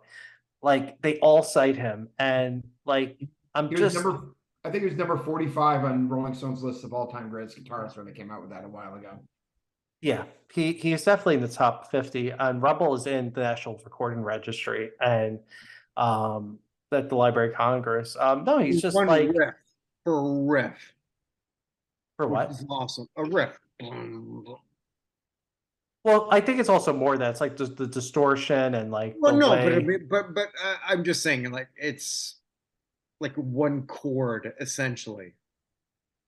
I think he was super talented. He has like so many great like works. Like I'm not dumping on him, but I think you know where I'm trying to go with that. But I think he's perfect for this category because he really only has the one song. Yeah. And I think what we could see at the ceremonies, maybe like how they did in 2009 with the Train Kept Rolling, where they had that really great jam with the like guitarists like Slash and the Metallica guys and Jimmy Page and Jeff Beck. You guys something very similar to that, I think, with Rumble I would because be it's very happy to remove him from the not in Hall of Fame list. I'll tell you that. yeah, he's important, and I am so enamored. They're correcting their mistakes. That's what this is telling me. Mhm. Yeah. And So nobody's got me happier about this than Procol Harum. So just I think Chubby Checkered is also on that shit Chubby list. Checker. Yeah. Can I ask you a really quick question? Do you think he's worthy at all, No. Evan? I'm 50-50 on it. I'm like 50-50, but I lean towards no because I feel like his voice, and I just like I can't. And then I don't know, like the twist, is that enough? I don't know. Anyway, I feel like it's don't forget about his follow-up, the Peppermint Twist, which is a real song. Let's twist again. Like every variation of like twist. There was the twist, let's twist again, and then the Peppermint Twist.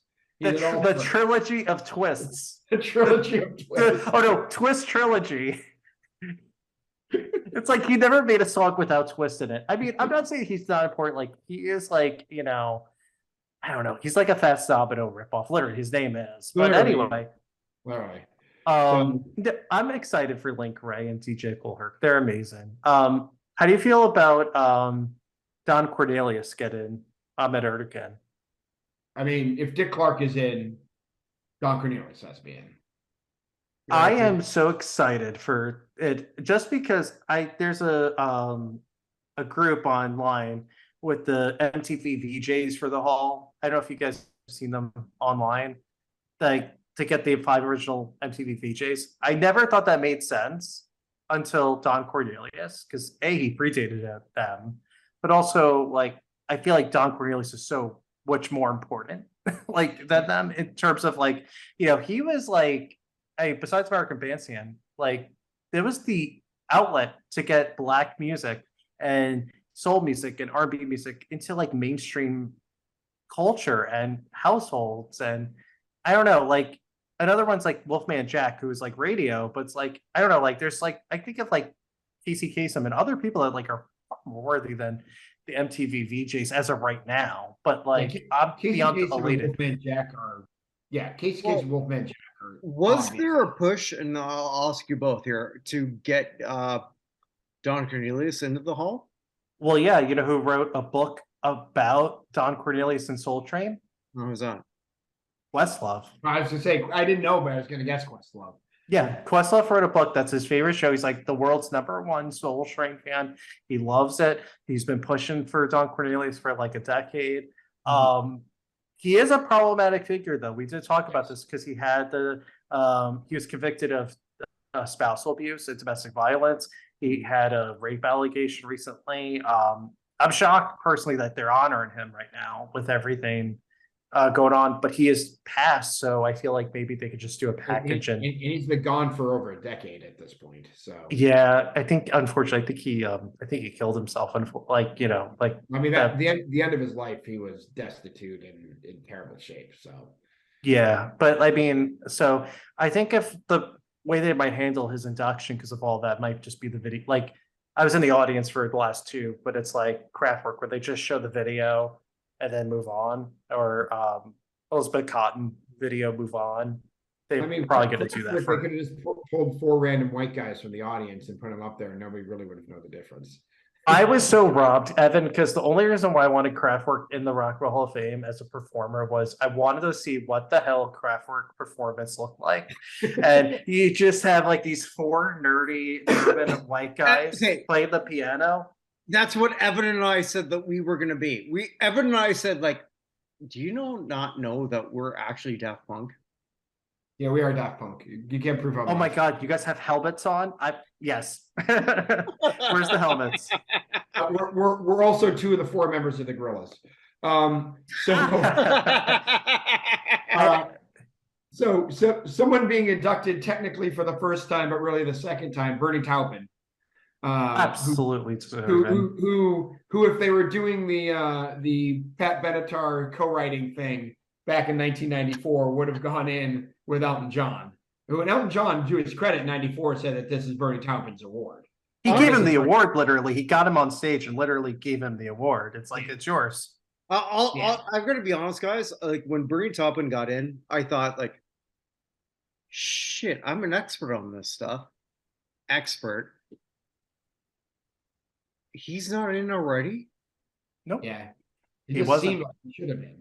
Like this is one of those you're like, oh yeah, like you didn't even think about it. He should have just already been in. Right. Some-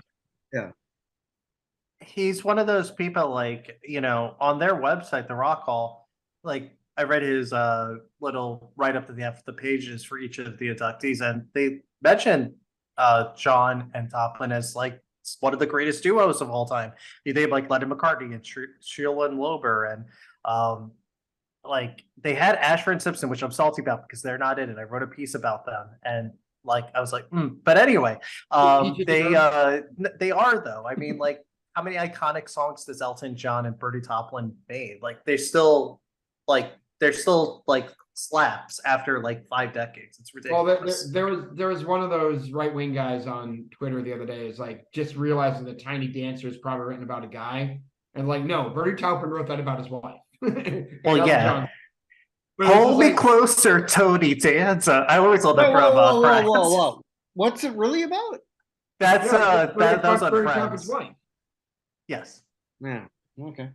So, but there's a whole thing on right wing Twitter, like someone realized that this was clearly about a guy since Elton John sang it. But no, There's Bertie right Taupin wing wife and Elton Twitter. John sang it. What the fuck? Yeah, it was a whole thing like 10 days ago. I'm really excited for Bernie, and you know what this is, guys? This is the trajectory in the last few years with John Sykes, where they're putting in people in these categories to guarantee someone like humongous comes. You know, Elton's going to be there to induct Bernie. Who else could it be? It can't be anyone else. No, There's no way. Like they just won an Oscar together. They've been collaborators for half a century. I mean, I thought personally Elton was going to be something with. I mean, he still could be, of course, for George Michaels. I thought he was going to induct George, but I don't know if that's going to happen. That they're going to double dip, but I don't So think do you that's think likely. Judith Light will be there? Judith Light, like the actress, Tony Danza. like. Oh, I was joking around with friends. Like that's what Phoebe Buffet thought. I was working on something. All right, fine. I bombed. All right, Evan, save us. well, let's say this with one of my favorites. One of my favorite bands I feel is overrated, or I'm sorry, underrated, never getting in. Blood, Sweat, and Tears, and their original singer Al Cooper getting in. Al Cooper is like probably the name on here that probably most people don't know, but they know his music because Evan, what are the 2 songs that he played on that are like all-time classics? Well, of course, Like a Rolling Stone, and then the greatest French horn part in rock and roll history on You Can't Always Get What You Want. And as Absolutely. a French horn player, I know my rock and roll songs with French horn in them. Absolutely. Al Cooper is like a legend, and he is kind of the perfect person for this type of category because he has this and he signed Leonard Skinner. Yes, he did. And he played with everyone from like Jimi Hendrix Experience to Bo Diddley to B.B. King to the Rolling Stones, Bob Dylan, The Who, like every like humongous name that you could think of, all of whom are in the Rock and Roll Hall of Fame. I think this category is perfect for someone like Al Cooper because he's kind of all over the place. And there's like, how do you honor him? Because he's just like a chameleon. He's wearing all these different hats. He's a singer, he's a guitarist, he's a producer, he's a whatever he does. I'm happy for him, and I think that it helped. Like I think that documentary on Blood, Sweat, and Tears, by the way, I'm convinced now that helped get him in this year because that just came out like in the last 2 or 3 months. I think it's called like What the Hell Ever Happened to Blood, Sweat, and Tears. David Wild was tweeted about. He's like a voter and a former Rolling Stone writer. So would it be safe to say that Blood, Sweat, and Tears and Chic will never get in the hall? I don't know. Did Blood, Sweat, and Tears really have a chance to begin with? I don't know. I love Blood, Sweat, and Tears. Like Blood, Sweat, and Tears, the Grassroots are two of my old school bands I'm still hoping for at some point. But I don't know if This they is ever. not going to help them. Well, It's my not. Midnight No, it's definitely not. Confessions asks us to move on. Yeah. Well, I mean, just a quick list, Kirk, because you know how much I love whenever I don't love when sidemen die, but when sidemen die, I love talking about all the songs they were on when we do my death rattle here. Just albums that Al Cooper appears on. You ready? Bob Dylan's Highway 61 Revisited, Blonde on Blonde, The Who Sell Out, Jimi Hendrix Experiments, Electric Ladyland, B.B. King's Live and Well, Rolling Stones Let It Bleed, Bo Diddley's Another Dimension. Like, you just go through with all the things. Leonard Skinner, pronounced Leonard Skinner, and Second Helping. He was on both of those. Like Roy Orbison's Mystery Girl, one of his last albums. It just goes on and on and on. Where like he played with, Rita Coolidge and Ringo Starr, George Harrison, Roy Orbison. I did that. Phoebe Snow, Neil Diamond, like everybody. And Atlanta Rhythm section. He's just everywhere, all over the place. And this is exactly the category for him. So Absolutely. And he's always been mentioned as like a snub in like a category when they had Sidemen as a category. right. And then they discontinued it in the late 2000s, and then they reimagined it with musical excellence. And I feel like Al Cooper's, this is the only way you can really properly honor him in terms of like trying to make sense of his career. Plus, he's still alive, so he could still come. 79. And he's from Brooklyn. He's from Brooklyn, by the way. So No, this is that a is- perfect coming home for him. No. Yeah, but he is 79 and stuff. So, and we have one last person. Oh, yes, yes, yes. It is Shaka Khan. Shaka Khan is getting musical excellence. I'm sorry, I got way too excited because I'm excited that she's finally getting in the Rock and Roll Hall of Fame. I had one of the rock nominators mad at me on Twitter 2 years ago when I did my review of who got in the Rock Hall and when they put LL Cool J in this category. And I'm like, because that class from 2 years ago was ridiculously like all the extras were all guys. And I was like, this is a chance to have put Chaka Khan in who never had a shot. It's like she's never getting in. It's a perfect place to put her. And she snapped. She's like, it's a perfect place for LL Cool J. You don't know what you're talking about. I was like, okay, cool. LL Cool J is fine. He's an actor on one of the NCISs at this point. That's what probably more people know him for at this point. This is Kirk's thing. But like Chalk is a freaking icon and should have been there in LL's spot. We switch him. First of all, if you switch him, put LL this year and Chalk in that year, we could have Shaka doing the shaky cam video as opposed to LL. But like this is okay. All this LL hatred. I was in the room when he got inducted, like that medley set. I will say to you both, that was one of the most incredible things I've ever witnessed in my life. Like it was, I'm freaking amazing. I'm not arguing LL Cool J does not belong in the Rock Hall. I just don't think he belonged there when they had the opportunity for Chaka Khan. I think that was the biggest missed opportunity. Like they didn't have like Big Mama Thornton or Carol Kay. Well, Big Mama Thornton's a whole separate category. Oh yeah, like I could go on and on about that, but there's like certain opportunities that they could have taken, like not having a musical influence female inductee. Like Okay, no guys, offense to Big. Let's go. I know. Keep going. No, I know where you're going with this. So like, yeah, keep going. Oh, my point was just gonna say you're right. It was missed opportunity. Shaka, 7 times on the ballot beforehand. 4 with Rufus, 3 solo. Did not resonate with voters for whatever reason. I don't understand because she's a household name, iconic voice, has songs that people still know and love. And she's Shaka Khan. Like, I love her. Like, I'm so happy in a way she's in. Is it ideal? No. But I'm just, if she said that she's happy, then I'm happy. And like, here's my question to you both, if you don't mind. All right, so Shaka Khan, Evan, you'll know this better than I. 7th time on the ballot. Well, yeah, she was on. He just did that 7 times 4 with Rufus, 3 on our own, right, Nick? Yes. Okay. So if you're someone who's on the ballot who can sort of like do that, is this not in some way a little bit of a nephew A few to whom? to the people who vote? Yeah, I mean, of course. I mean, part of the reason you have this category is to correct the mistakes of The the people voter. who you decided to Like vote? the nominating committee put Donna Summer up 4 consecutive years and nobody voted for her, and then she died. I'm not Like, saying it's they right. finally voted. I'm not saying that Donna Summer and Shaka Khan should not be there. I am. But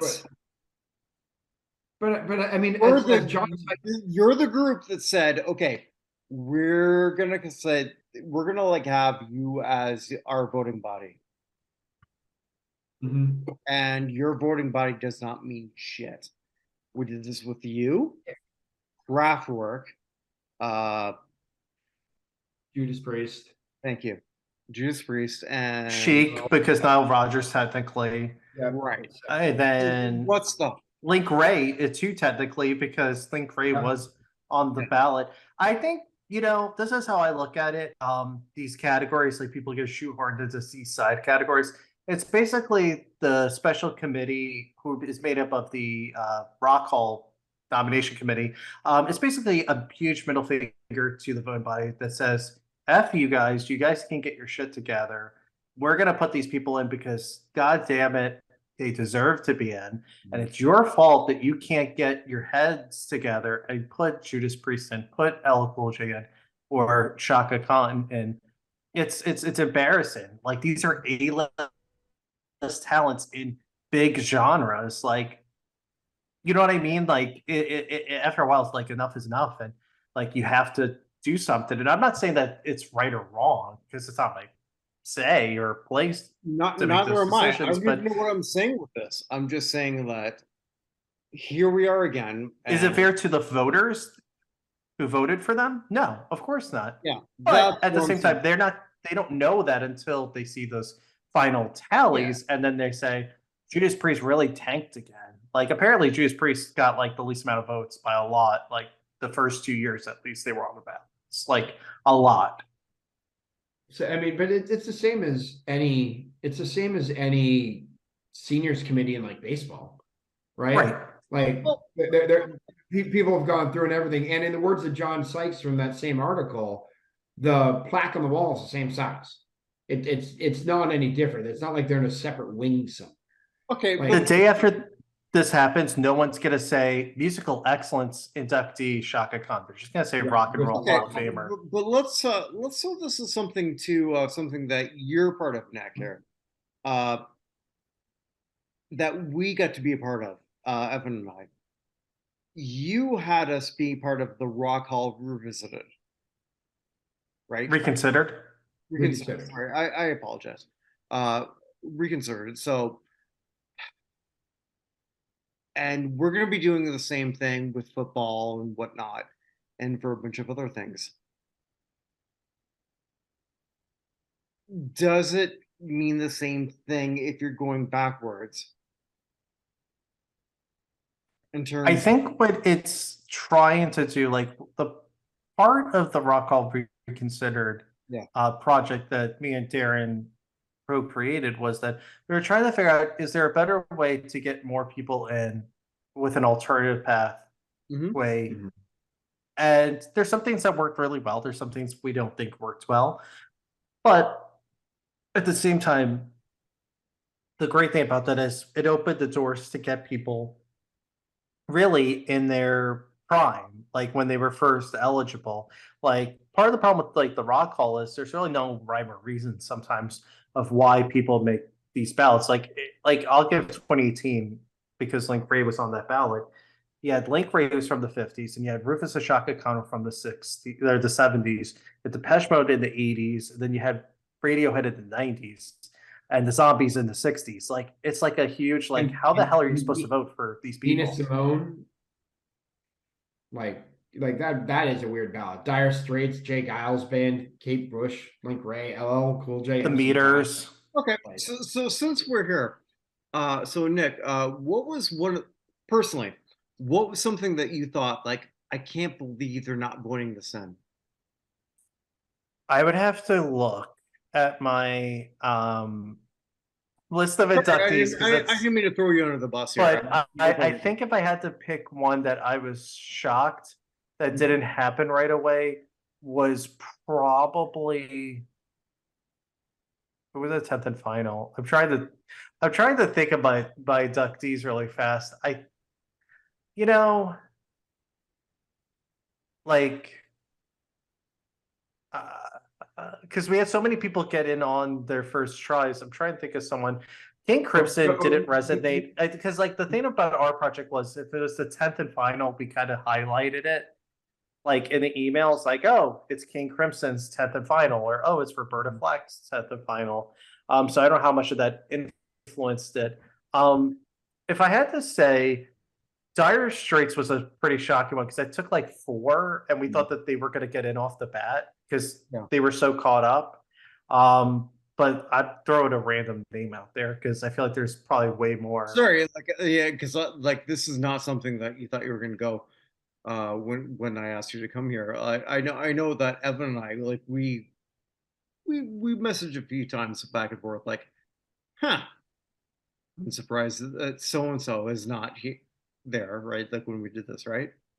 But yeah, what was the one band? I'm like, how are there that many fans of that band? I can't remember which one it was at this point. Or something like that. Yeah. Someone random, but like, yeah, I'm looking at the list and looking at the tens because I have a spreadsheet. Which remember last time around I didn't do correctly. I didn't read my own thing right.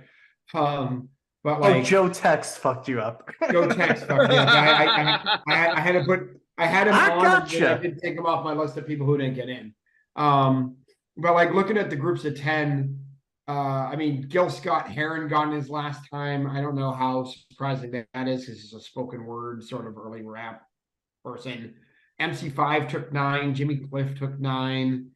Like, there are a few people here that like Jimmy Cliff is already in. MC5's been nominated a bunch of times. Righteous Brothers took 9. But that's Zevon took 10 times. Like, if I'm not mistaken, Zevon was the 10th and final. Because I made that joke with Darren when we had the ballot reveal because we looked at to see like, oh, who got in off the bat in our project that was on this most recent ballot, like George Michael and Cindy Lauper and Kate Bush and Joy Division New Order. They all got in immediately. But Zevon took, I think, the 10th and final because we made that joke. Yeah, it was his 7th time on the ballot, but 10th year of eligibility, it looks like, from what I have. So there are 3 times he was even on the ballot. But yeah, that's crazy. And he only got, looking at my spreadsheet of your project, he only got like 52.5% of the vote. So he got over by 5 votes or so. Barely. So yeah. But Todd Rundgren also, that was fantastic. Inducted. If you ever decide to do it again in 5 years, kind of send. So it's like it was an interesting like experiment. It was a really like a COVID kind of project where you're like, okay, like how can we pass time and make it fun? Some people took it too seriously, and then some like would only vote for like 2 artists out of like the 15. But well, I don't know. Well, Evan and I had fun. Like we would like message each other a couple times, like, huh, okay. Yeah, I think I remember the band that were like, who is it? Like, where are the Carpenters fans? Yes, that was it. Yeah, you and I did that. Yeah, I had someone who was a voter for that get so mad that George Harrison got like snubbed because it took George like 3 or 4 times, I think, to get in. But like they got in over the Carpers got over them, and he was like very mad. And I'm like, chill out, man. It's like the Carpers music, like just mellow out a little. Like it's so funny. But we also had a veterans committee that helped to try to correct the wrongs. Also, people that like that were worthy that couldn't make it onto those ballots, even though there were like 40 artists. So like, who was someone that I pushed for? I like all mine kind of went through for some reason. I guess I had the pulse of the thing, but like love Claude Frollo, that's you. Well, that's an inside joke between me and Evan. Yeah, I was gonna say the one band that I have to tell you I knew nothing about before your project at all. I was like, the first time I did, I was on vacation up in Wisconsin. They showed up like, who the hell is this band? And then I ended up voting for them after thinking about it. It was Fanny. I knew I knew you were going Uh, to say that. I knew it. Fanny. I don't know, I'm like, who is this? I've never heard of them. that And was then I went someone and on our like committee got was a into big Fanny. fan. The all-female rock Yeah, band from like the 70s. Yeah.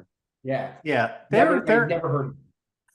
they're obscure and like they're fine. Like if you listen to their few records, they had a documentary that was supposed to be really good that came out 2 years ago. But yeah, that's the beautiful thing about this project. Like I would get emails from people that would be like, I know nothing about Gang of Four, but like I listened to that playlist that you made, and it made me want to listen to Entertainment and Solid Gold, and you know what I mean. Like it's like a beautiful thing sometimes Well, when I you too have love a that. gang uniform.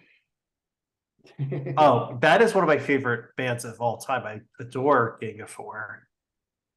Oh, they're so good.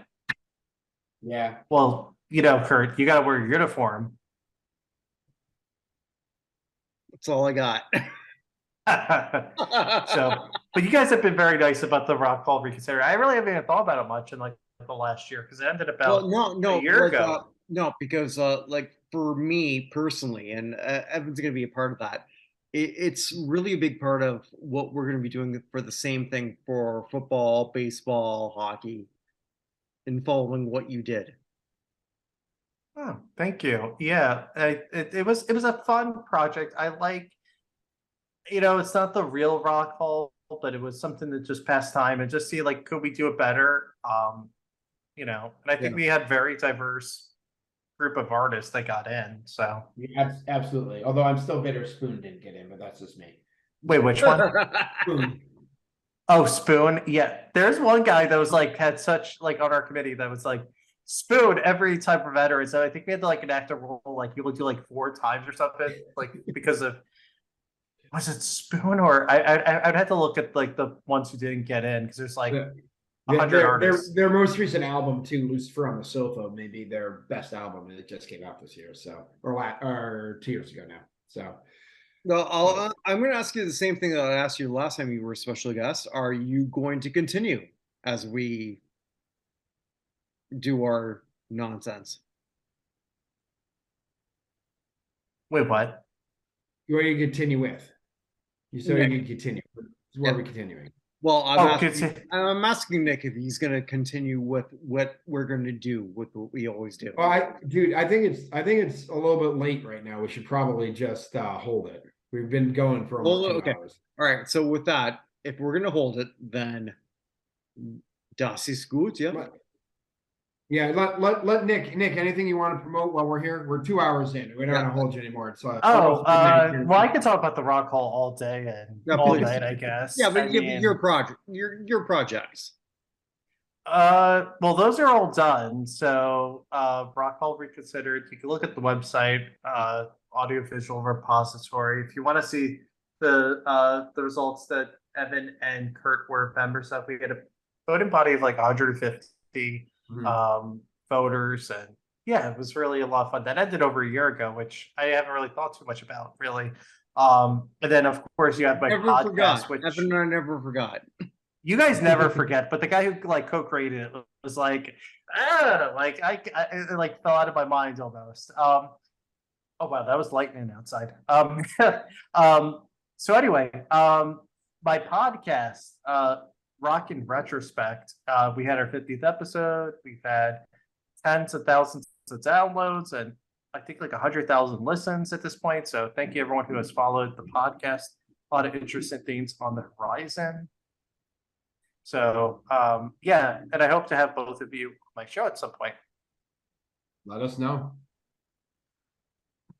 Yeah. Yeah, let us know. We're in. So Yeah. Kirk, anything you want to pitch here? Oh, why not? Hey, I wrote a book. You did. You I mentioned that. wrote a book. Chavaguro Instant Classic. Check that out on Amazon. Like the wrestler Chavo Guerrero.